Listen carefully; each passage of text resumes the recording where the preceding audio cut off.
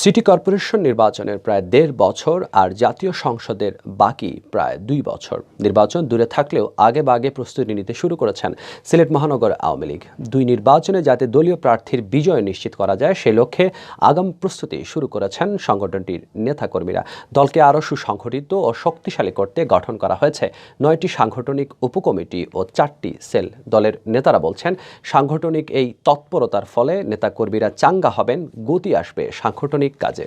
গেল city corporation নির্বাচনে দলীয় প্রার্থী বদরুদ্দিন আহমদ কামরানের পরাজয়ের দহন এখনও পোড়াচ্ছে সিলেট মহানগর আওয়ামী লীগের নেতাকর্মীদের। নির্বাচনের পর সাংগঠনিক দুর্বলতা ও প্রার্থীর বিভিন্ন ভুল সিদ্ধান্তের কথা উঠে আসে।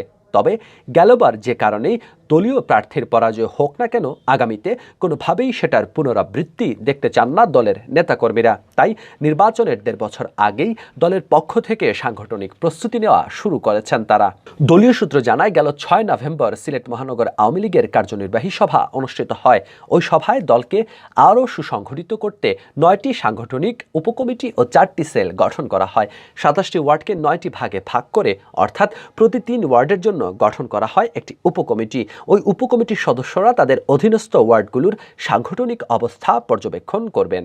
পাশাপাশি সংগঠনকে গতিশীল করা, কোন্দল নিরসন করে ঐক্য স্থাপন ও নিষ্ক্রিয় থাকা নেতাকর্মীদের চাঙ্গা করতে কাজ করবেন। মহানগর আওয়ামী লীগের কার্যনির্বাহী কমিটির সভাগুলোতে উপকমিটিগুলো তাদের সাংগঠনিক কার্যক্রমের অবস্থা তুলে ধরবেন। এছাড়া সংগঠনের কার্যক্রমকে গতিশীল করতে প্রচার দফতর, তথ্য ও অর্থ বিষয়ক সেল গঠন করা হয়েছে।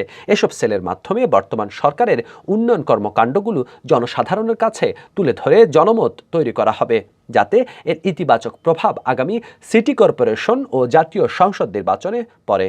গঠিত উপকমিটি ও সেলের সমন্বয়কারী এবং নির্দেশক হিসেবে কাজ করবেন সিলেট মহানগর আওয়ামী লীগের সভাপতি ও সাধারণ সম্পাদক। জানা গেছে, প্রায় ১২ বছর ধরে আওয়ামী লীগ ক্ষমতায় থাকায় দলের সাংগঠনিক কার্যক্রমে অনেকটা স্থবিরতা নেমে এসেছে। রাজপথের কর্মসূচি না থাকায় বিভিন্ন দিবস কেন্দ্রিক হয়ে পড়েছে সাংগঠনিক কর্মকাণ্ড। এই অবস্থায় সাংগঠনিক কার্যক্রম গতিশীল ও ঝিমিয়ে পড়া নেতাকর্মীদের চাঙ্গা করতে মহানগর আওয়ামী লীগ এই উদ্যোগ নিয়েছে।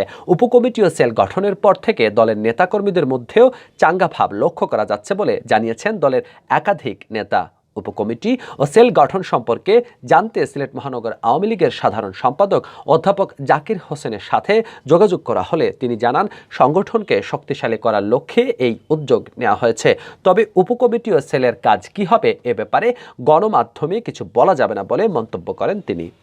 মহানগর আওয়ামী লীগের সহসভাপতি আসাদুদ্দিন আহমেদ জানান, সামনে দুটি গুরুত্বপূর্ণ নির্বাচন দুটিতে আমরা দলীয় প্রার্থীর বিজয় দেখতে চাই, তাই আগাম প্রস্তুতি গ্রহণ করা হয়েছে।